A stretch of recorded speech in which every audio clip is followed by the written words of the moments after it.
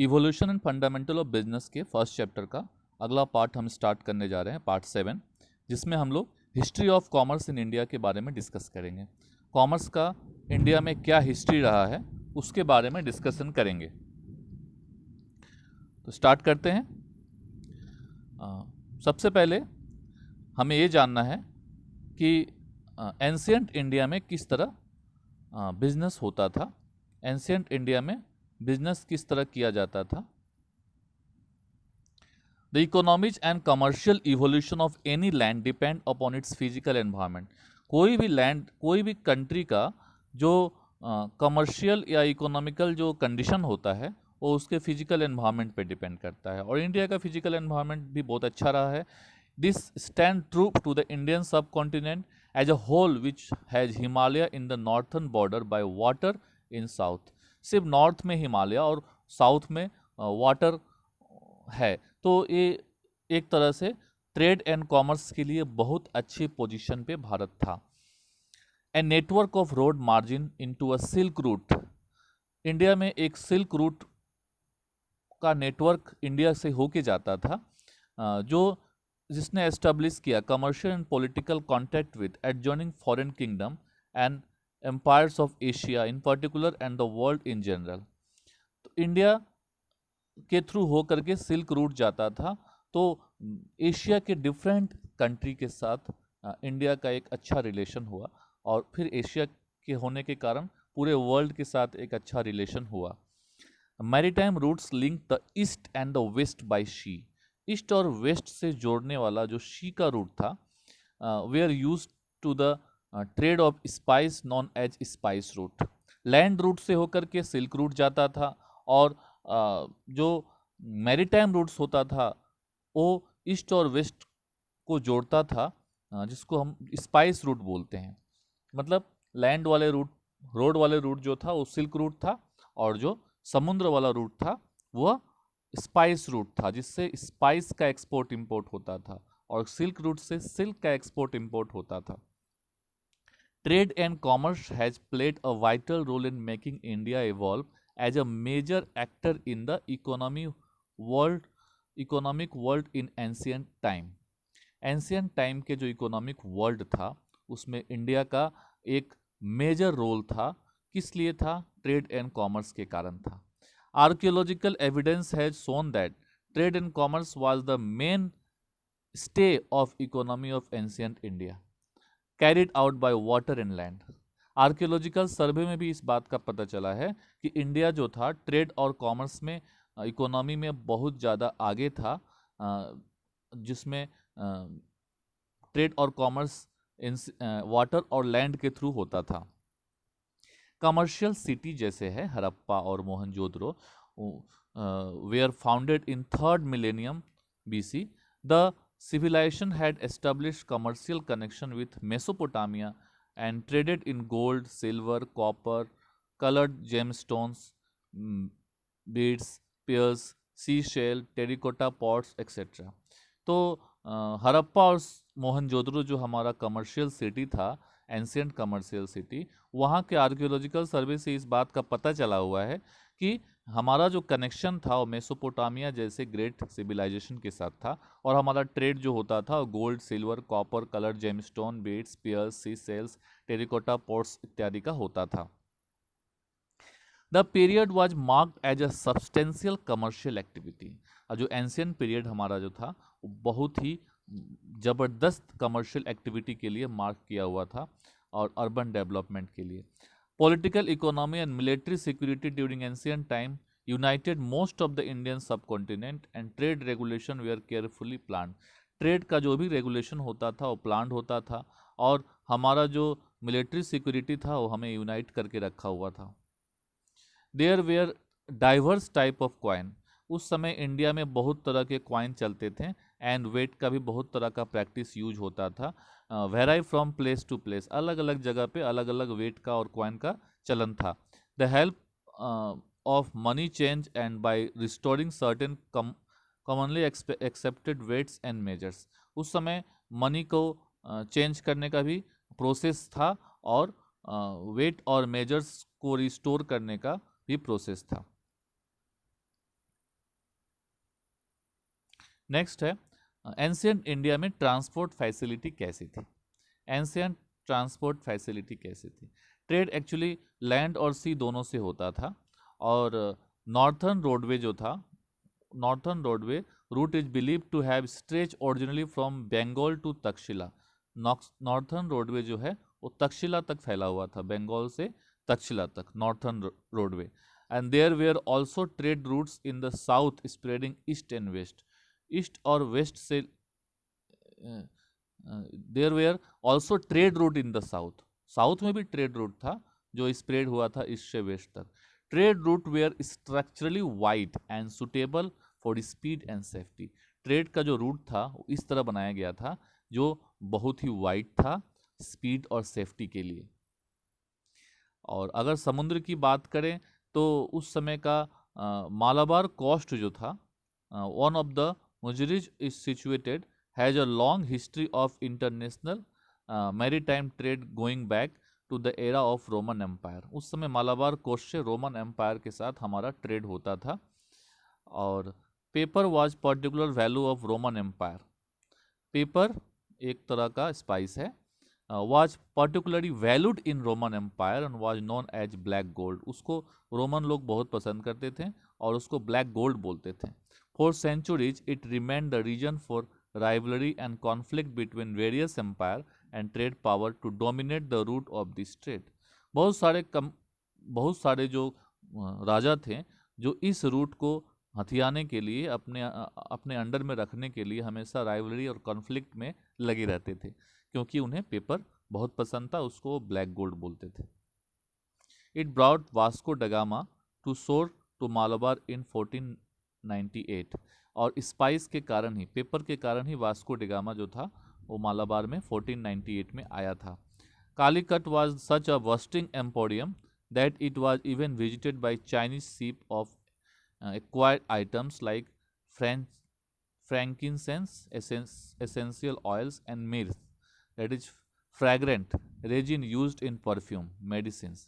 तो कालीकट पे Chinese Chinese ship भी आई थी। उन्हें उनको बहुत सारे सेंट का, ऑयल का और अन्य चीज़ों का, दवाइयों का वहाँ से वे लोग इंपोर्ट करते थे। From the middle east as well as pepper, diamond, pearl and the cotton from India. Middle east से बहुत सारा सामान उन्हें लेते थे और भारत से पेपर, डायमंड, पेयर्स, कॉटन इत्यादि लेते थे। ऑन द कोरोमंडल कोस्ट, अगर कोरोमंडल कोस्ट की बात करें तो पुलिकट जो था एक बहुत फेमस पोर्ट था एंशियंट इंडिया का इन द 17th सेंचुरी। और टेक्सटाइल जो था principal export from Pulicat, Pulicat से टेक्सटाइल का एक्सपोर्ट होता था टू साउथर्न एशिया की तरफ। ट्रेडिंग कम्युनिटी उस समय एंशियंट इंडिया में, पुराने ज़माने में कुछ ट्रेडिंग कम्युनिटी बहुत ज़्यादा ग्रो किए हुए थे, जिसमें पंजाबी और मुल्तानी जो थे नॉर्थर्न इंडिया में बहुत बिजनेस में इन्वॉल्व होते थे। भट्ट जो थे गुजरात और राजस्थान में बिजनेस में इन्वॉल्व रहते थे, और वेस्टर्न इंडिया में जो बिजनेस में इन्वॉल्व रहते थे उसको महाजन बोलते हैं।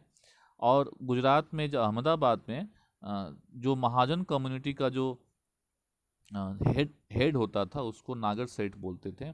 और चट जो है साउथ इंडिया में बिजनेस कम्युनिटी का नाम है। हाकिम, वैद, वकील, पंडित, मुल्ला, पेंटर, म्यूजिशियन, कैलीग्राफर एक्सेट्रा भी थे जो उस समय के ट्रेडिंग कम्युनिटी का एक पार्ट थे, जो अदर अर्बन ग्रुप में आते हैं।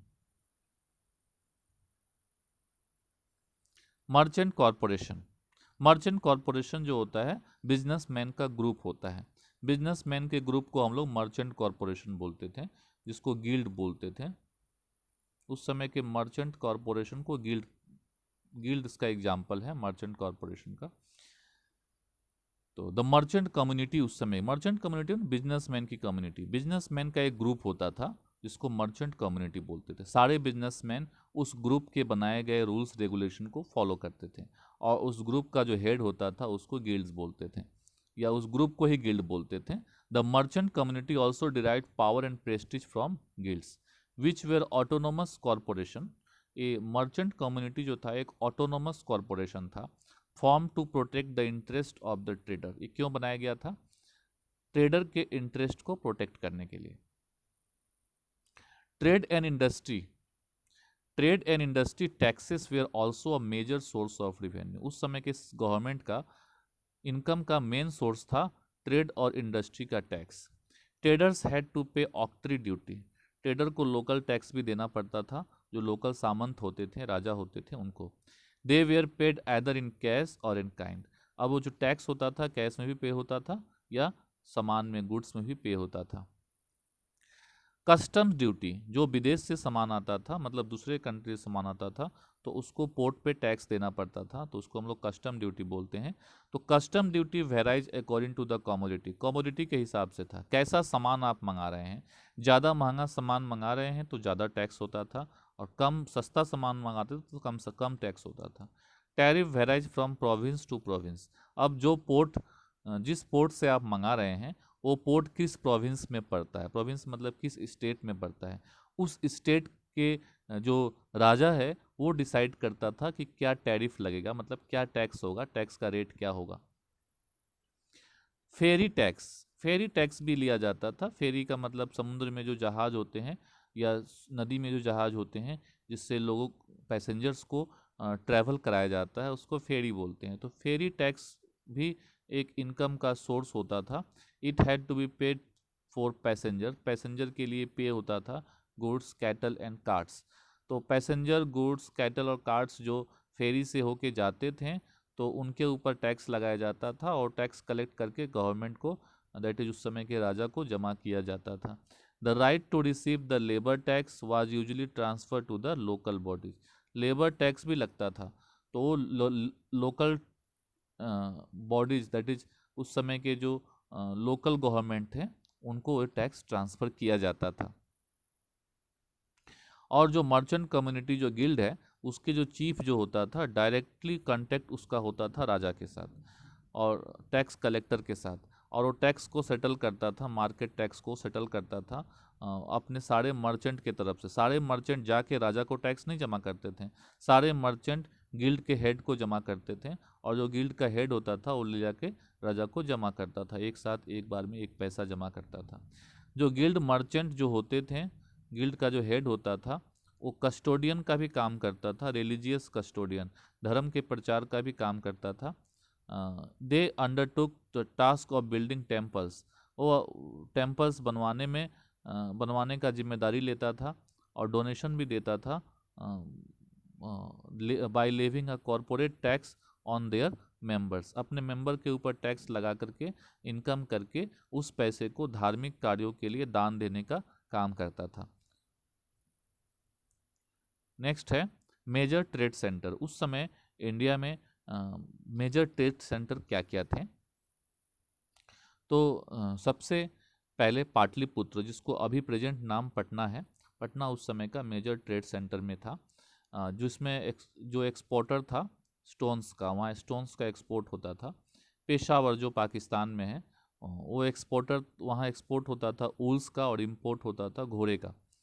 तक्षशिला, तक्षशिला उस समय का एक फेमस सिटी था, वहाँ पे फाइनेंशियल एंड कमर्शियल सिटी था वो, और बुद्धिस्ट सेंटर भी था। इंद्रप्रस्थ जो अभी का दिल्ली के आसपास का एरिया है, वो कमर्शियल जंक्शन था ऑन द रॉयल रोड। वहाँ पे सारे जो मेन मेन रोड्स होते थे, जो अलग अलग सिटीज के, वो आकर के वहाँ मिलते थे, वो कमर्शियल जंक्शन के रूप में काम करता था। मथुरा जो अभी उत्तर प्रदेश में है, वो an emporium of trade, trade का एक एम्पोरियम था। वाराणसी उत्तर प्रदेश में centre of textile industry, textile industry का सेंटर था एंशियंट इंडिया में। गोल्ड का सेंटर था, सिल्क का सेंटर था, सिल्क क्लॉथ का, सैंडलवुड का सेंटर था। मिथिला, मिथिला जो है और trade cross the sea by the traders, Mithila में जो ट्रेडर्स होते थे वे अपने सी को क्रॉस करके, जो मिथिला बे ऑफ बंगाल से सटा हुआ था, तो सी क्रॉस करके विदेशों में गुड्स का एक्सपोर्ट इंपोर्ट करने में भी वो इन्वॉल्व होते थे। उज्जैन, उज्जैन जो डिफरेंट टाइप के क्लोथ, अलग अलग क्वालिटी, एक्टे, कॉर्नेल, मुस्लिन और मैलो टाइप के जो क्लोथ होता था उसके सेंटर्स थे। सूरत टेक्सटाइल का सेंटर था जो अभी भी है, और गोल्ड बॉर्डर्स, जड़ी का काम वहाँ बहुत ज़्यादा होता था। कांची, जिसको कांचीपुरम अभी बोलते हैं, वो centre of pearls, glass and rare stone का सेंटर था। Madura centre of pearl and fishery था। Bharuch greatest seat of commerce in western India, western India में कॉमर्स का एक बहुत बड़ा सीट था, सेंटर था। उसके बाद है कावेरी पट्टनम, जो कावेरी पट्टा उस समय नाम था, अभी कावेरी पट्टनम है। उसमें centre of trades for perfumes, cosmetics, scent, silk, wool, cotton, coral, gold, precious stones and also the ship building industry भी यहाँ पे सेटअप किया हुआ था। ताम्रलिप्ति, इसमें यहाँ पे ग्रेटेस्ट पोर्ट था जो कनेक्टेड था डिफरेंट सिटीज के साथ, वेस्टर्न सिटीज के साथ। तो ये सारे ट्रेड सेंटर थे। मेजर एक्सपोर्ट एंड इंपोर्ट क्या होता था एंशियंट इंडिया के साथ? इंडिया एक्सपोर्ट करता था, इंडिया में स्पाइस बहुत ज़्यादा होता था, तो इंडिया स्पाइस का, वीट का, शुगर का, इंडिगो जिसको नील बोलते हैं, इंडिगो का, ओपियम, शीशम ऑयल का था, कॉटन का, पैरट का, live animals, animal product, hide, skin, fur, horn, tortoise shells, pearls, sapphire, quartz, crystal, lapis, lazuli, granites, turquoise, copper, इन सब चीज़ों का इंडिया एक्सपोर्ट करता था क्योंकि इंडिया में ये सब ज़्यादा होते थे। इंडिया दूसरे कंट्री से मंगवाता था, घोड़े मंगवाते थे, animals products, Chinese silk, flax, linen, wine, gold, silver, tin, copper, rubies, coral, glass, amber etcetera India मंगवाता था। तो ये हो गया इंडिया के एक्सपोर्ट्स और इम्पोर्ट्स। नेक्स्ट है position of India subcontinent in world economy, world economy में इंडिया का क्या पोजीशन था? Between first and 17th century India is the estimated to have the largest economy of the ancient and medieval world। First और 7th century की अगर बात करते हैं तो इंडिया जो था मेडिएबल वर्ल्ड में एक लार्जेस्ट इकोनॉमी माना जाता था, कंट्रोलिंग अबाउट 1/3 और 1/4 ऑफ वर्ल्ड वेल्थ, जो पूरे वर्ल्ड के वेल्थ का 1/3 या 1/4 को कंट्रोल करता था। The country was often referred as Swarna Bhumi, इसीलिए इंडिया को क्या माना जाता, स्वर्ण भूमि कहा जाता था या स्वर्ण द्वीप कहा जाता था। जैसा कि उस समय के ट्रैवलर ने लिखा है, जैसे मेगास्थनीज ने, फाइयान ने, हैंशांग ने, अलबरूनी और इबन बतूता और फ्रांसमैन फ्रांसिस, इन्होंने सब लिखा है अलग अलग टाइम में। तो उसके हिसाब से इंडिया बहुत ज़्यादा प्रॉस्परस कंट्री था। इट अब इसी कारण से क्या की हुआ, यूरोप के जो लोग थे इंडिया में आए डिस्कवरी करने के लिए कि आखिर इंडिया में ऐसा है क्या। तो जब यहाँ पे आए तो शुरू में तो वे यहाँ पे सिर्फ डिस्कवरी करने आए, but soon realise the rewards of trade in exchange of gold and silver. और तब उन्होंने बाद में देखा कि यहाँ पे ट्रेड जो है, गोल्ड और सिल्वर के बदले जो ट्रेड हो रहा है उसका कितना ज़्यादा फायदा है। Despite the growing commercial sector, it is evident that 18th century India was far behind Western Europe in technology, innovation and idea। Commercial sector तो इंडिया में बहुत ग्रो किया था, लेकिन फिर भी 18th सेंचुरी से अगर कंपेयर करते हैं, 18th सेंचुरी का जो इंडिया था वेस्टर्न यूरोप के जो टेक्नोलॉजी था, इनोवेशन था और आइडिया था, उससे बहुत पीछे था। With the increasing control of east India company, और इंडिया में ईस्ट इंडिया कंपनी का जब कंट्रोल हो गया 18th सेंचुरी में, उसके कारण यहाँ का फ्रीडम खत्म हो गया। No occurrence of agriculture, agriculture का फ्रीडम खत्म हो गया। साइंटिफिक रिवॉल्यूशन बंद हो गया। Limited reach of education to the masses, education लोगों के पास मिलना बंद हो गया। पॉपुलेशन ग्रोथ बढ़ने लगा। And preference to machine over manual skill, manual skill का जगह मशीन ने ले लिया। तो इसके कारण इंडिया एक प्रॉस्परस कंट्री से एक पुअर कंट्री में कन्वर्ट हो गया। The east India company use revenue generated by provinces, अब ईस्ट इंडिया कंपनी ने यहाँ रिवेन्यू यूज करना शुरू कर दिया। जो प्रोविंसेस, जो भी राजा रिवेन्यू जनरेट करते थे, ईस्ट इंडिया कंपनी उसको यूज करती थी under its rule for purchasing Indian raw material, India का रॉ मटेरियल खरीदती थी, स्पाइस एंड गुड्स को। Hence the continuous inflow of bullion that used to come on account of foreign trade stopped। अब foreign trade India का बंद हो गया, export बंद हो गया, क्योंकि यहाँ से रॉ मटेरियल सिर्फ जाने लगा, वो भी ईस्ट इंडिया कंपनी ले जाके इंग्लैंड और उस कपड़ा बना करके वापस यहीं बेचती थी, तो इंडिया का फॉरेन ट्रेड का हालत ख़राब हो गया। This change the condition of Indian economy from being a exporter of processed good to the exporter of raw material and buyers of manufactured goods. अब इंडिया का पोजीशन ऐसा हो गया, पहले इंडिया एक्सपोर्टर था। किस चीज़ का एक्सपोर्टर था? प्रोसेस्ड गुड का एक्सपोर्टर था। लेकिन ईस्ट इंडिया कंपनी के आने के बाद इंडिया क्या हो गया? एक्सपोर्टर तो था, लेकिन अब रॉ मटेरियल का एक्सपोर्टर था और बायर ऑफ मैन्युफैक्चर्ड गुड्स और प्रोसेस्ड गुड्स का बायर बन गया, इंपोर्टर बन गया। तो इस तरह से हम लोग देखते हैं कि एंशियंट इंडिया एक प्रॉस्परस तो था, लेकिन धीरे धीरे वह एक पुअर कंट्री में कन्वर्ट हो गया ईस्ट इंडिया कंपनी का। इसी के साथ ही हिस्ट्री ऑफ कॉमर्स टॉपिक यहीं समाप्त होता है। Thank you very much.